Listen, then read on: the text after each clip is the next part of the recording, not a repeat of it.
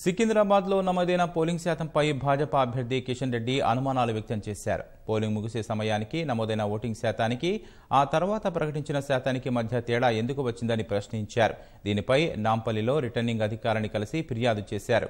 Polling ముగిసే సమయానికి 39% అని చెప్పి ఇప్పుడు 45% అయిందని ఎలా చెబుతారని ప్రశ్నించారు.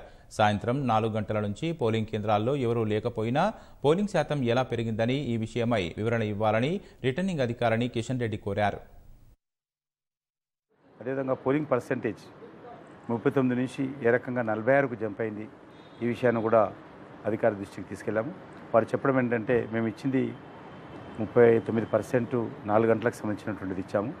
5:30కు అయితే వచ్చినటువంటి 5 గంటల గేట్ మూసేసినప్పుడు కూడా 5-6 కొన్ని దగ్గర పోలింగ్ అయింది. అవన్నీ వివరాలు కలిపినట్లయితే ఈరోజు టాలీ చేసుకుంటే అది 46 వరకు పోలింగ్ అయిందని చెప్పి అధికారి చెప్పారు. ఈ విషయం పైన మేము మా పార్టీలో చర్చించి ఫర్దర్ ఈ రకంగా జెన్యూన్గా పోలింగ్ పర్సెంటేజ్ పెరిగిందనే విషయం చర్చించి నిర్ణయం తీసుకోవాలని చెప్పి ఆలోచిస్తున్నాం.